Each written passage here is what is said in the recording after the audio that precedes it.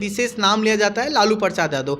लालू प्रसाद यादव उसी सारण के धरती से पहली बार भी लोकसभा चुनाव जीते थे और लोकसभा चुनाव जीतने के बाद में जब लालू प्रसाद यादव का नाम चर्चे में आया था, वो दिन था लालू प्रसाद यादव सबसे कम उम्र में जाते हैं और वो छात्र जीवन में एक बड़ा उपलब्धि लेकर हासिल हो पाता है। और वो लालू प्रसाद यादव वहाँ से कई बार कहीं ना कहीं रोहिणी आचार्य जी का नाम लगभग अब टिकट मिल चुका है, क्योंकि आप सुबह से कल देखेंगे ना, कल सुबह से लालू प्रसाद यादव कल दिन रविवार था और रविवार को सुबह जो छपरा के बड़े कद्दावर नेता थे उन नेताओं को बुलाकर और जो रोहिणी आचार्य जी को आशीर्वाद दिलाया गया। नमस्कार, एक बार फिर से देश में लोकसभा चुनाव होना है, जो कि सारण लोकसभा सीट को लेकर एक चर्चा बना हुआ है, जो कि रोहिणी आचार्य का नाम सामने आया है। जो रोहिणी आचार्य वही जो अपने पिता को किडनी देकर जीवन दिया, और उसी प्रकार से लेकर तमाम विषय पर चर्चा है लोकसभा सारण को लेकर। उसी पर बात करने हमारे सहयोगी गजेंद्र हैं। क्या गजेंद्र जी, इस बार लोकसभा सारण से कौन प्रत्याशी होगा महागठबंधन से? देखिए, कल से जो चर्चाएं चल रही हैं वो कहीं ना कहीं रोहिणी आचार्य जी का नाम लगभग अब टिकट मिल चुका है, क्योंकि आप सुबह से कल देखेंगे ना, कल सुबह से लालू प्रसाद यादव कल दिन रविवार था और रविवार को सुबह जो छपरा के बड़े कद्दावर नेता थे उन नेताओं को बुलाकर और जो रोहिणी आचार्य जी को आशीर्वाद दिलाया गया।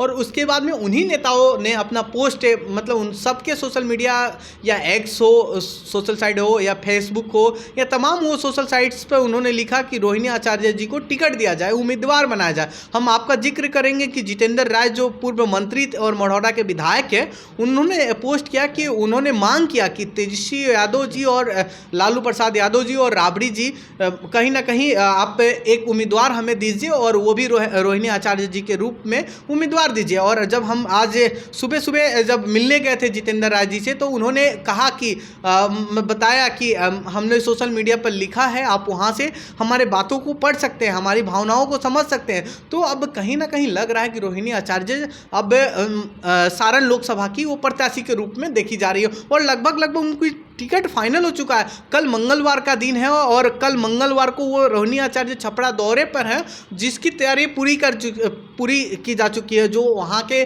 जो 7 विधायक है, जो गठबंधन के महागठबंधन के 7 विधायक को छपरा बुलाया गया और तमाम वो पार्टी के बड़े कार्यकर्ता या छोटे कार्यकर्ताओं को कल छपरा बुलाया गया और रोहिणी आचार्य जी के उन लोगों के बीच में बुलाकर और वहाँ से प्रत्याशी के रूप में रोहिणी आचार्य जी को ऐलान किया जाएगा। अच्छा, क्या बात हुआ कि रोहिणी आचार्य छपरा लोकसभा, क्योंकि आप देखते होंगे कि 2014 में राबड़ी देवी को राजीव प्रताप रूडी ने हरा दिया और महागठबंधन से चयन कर आयोग को 2019 में हरा दिया। क्या रोहिणी आचार्य ये सारण लोकसभा सीट निकाल पाएगी उनके सामने? देखिए, जब आप देखेंगे कि सारण लोकसभा का जब इतिहास उठाएंगे या पिछले पन्ने बदलेंगे सारण लोकसभा के, तो सारण लोकसभा में एक बहुत बड़ा नाम आता है लालू प्रसाद यादव। शायद आप जानते होंगे, बिहार के या देश के वो प्रमुख राजनीतिक चेहरों में से विशेष नाम लिया जाता है लालू प्रसाद यादव। लालू प्रसाद यादव उसी सारण के धरती से पहली बार भी लोकसभा चुनाव जीते थे और लोकसभा चुनाव जीतने के बाद में जब लालू प्रसाद यादव का नाम चर्चे में आया था, वो दिन था लालू प्रसाद यादव सबसे कम उम्र में जाते हैं और वो छात्र जीवन में एक बड़ा उपलब्धि लेकर हासिल हो पाता है। और वो लालू प्रसाद यादव वहाँ से कई बार सांसद हो रहते हैं। जब लास्ट बार जब उनको 2009 वाले चुनाव में वहाँ से वो चुनाव लड़े, या उससे पहले 2004 वाले में भी छपरा से वो चुनाव लड़े और रेल मंत्री रहे, उस समय भी बहुत सारे कारनामे, बहुत सारे कार्य किए जिससे छपरा का नाम गौरवान्वित होता है, जो लालू परिवार का वो सीट माना जाता है। यूँ कहें तो लालू प्रसाद यादव जिसको आशीर्वाद देकर भेजते हैं, भले 2 बार से वो ना रहें और कैंपेन नहीं कर पाए, इस कारण छपरा लोकसभा में इंडिया के खाते में चली गई हो, मगर 2 बार की लोकसभा जो चुनाव हुआ 2014 और 19 में लालू प्रसाद यादव की अनुपस्थिति में हुआ। लालू प्रसाद यादव पीछे से जब राबड़ी देवी भी आप चुनाव लड़ रहे थे, तो एक खास अंतर था कि एक उनके निर्दलीय प्रत्याशी थे लालू प्रसाद यादव, और जितना राबड़ी देवी चुनाव हारी थी उतने ही वोट से उस प्रत्याशी जो लालू प्रसाद यादव निर्दलीय चुनाव थे उनको भी आए थे। तो कहीं ना कहीं लोग मिसयूज हो गए कि प्रचार कैंपेन नहीं हो पाया था।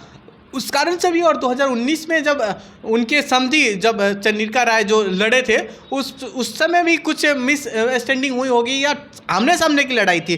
जो राजीव प्रताप रूडी थे और चंद्रिका राय में आमने सामने की लड़ाई थी। और इस बार भी जब इस बार अब नए प्रत्याशी के रूप में राजद के नए परिवार वहाँ पर जब चुनाव लड़ेंगी रोहिणी आचार्य जी, तो वो सीट नया होगा, युवाओं का जोश नया होगा। और छः विधानसभाओं में से 4 जो विधानसभा है ना वो महागठबंधन के पाले में है। वहाँ से यूँ कहें तो महागठबंधन राजद के 4 विधायक हैं, तो वो बहुत बड़ी उपलब्धि होगी इस बार। अच्छा, रोहिणी आचार्य बिहार के राजनीति को लेकर बहुत सारे सोशल मीडिया पर एक्टिव रहती है, लेकिन ये सब मामले देखते उनको लोकसभा सीट देने का क्या वो निकाल पाएगी या नहीं निकालेगी, लोग इस पे संदेह भी जता रहे हैं। देखिए, रोहिणी आचार्य आपको जानकारी के अनुसार बता दें कि वो सिंगापुर में रहती थी। आप उनके सोशल साइट्स देखेंगे ना तो ऐसा नहीं लगता कि रोहिणी आचार्य सिंगापुर में रहती थी और बिहार के राजनीतिक से उनको अवगत नहीं था। वो प्रॉपर वो अवगत रहती थी, हर एक चीज़ पर सोशल मीडिया पर एक्टिव होकर वो चीज़ें डालना या और चीज़ें डालना। आपको याद होगा कि जब महागठबंधन की सरकार जब गिर रही थी, यानी यूँ जेडीयू अलग हो रहा था और बीजेपी के साथ में जा रहे थे, उस दिन का वो ट्वीट कहीं ना कहीं बहुत चीज़ बयान करता है कि रोहिणी आचार्य एक राजनीतिक की मजी हुई खिलाड़ी के रूप में वो ट्वीट करती है। उनका ट्वीट पढ़िएगा ना तो दिखता है कि उसमें क्या लिखा गया है, एक एक वर्ड के बारे में आप सर्च कीजिएगा रोहिणी आचार्य जी का ट्वीट को तो बहुत चीज़ मायने आता है। और इस बार की सारण की लड़ाई बहुत मतलब ज़बरदस्त होने वाली है। अच्छा, वहीं पे क्या ठीक उसी प्रकार जिस तरह से लालू प्रसाद यादव का राजनीति का करियर वहीं से शुरू हुआ था, उसी प्रकार रोहिणी आचार्य जी का भी वहीं से राजनीतिक करियर शुरू होगा? देखिए, रोहिणी आचार्य फर्स्ट बार में जानकारी के लिए हमारे पास जो डेटा है, जो सूत्र बता रहे हैं, पहली बार वो सारण लोकसभा से चुनाव लड़ेंगी। तो कहीं ना कहीं आप राजनीतिक करियर तो छपरा से ही स्टार्ट होगा।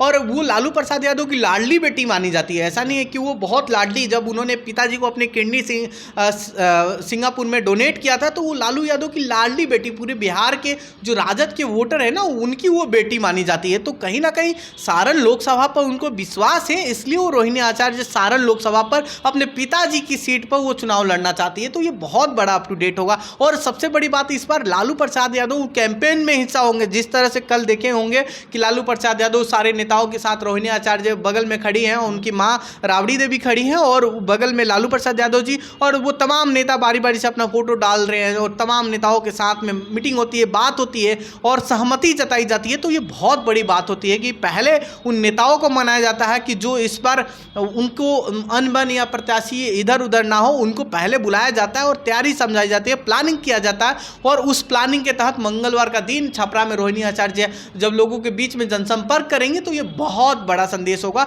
और यूं कहें तो सारण लोकसभा की नई उम्मीदवार होंगी राजद की रोहिणी आचार्य।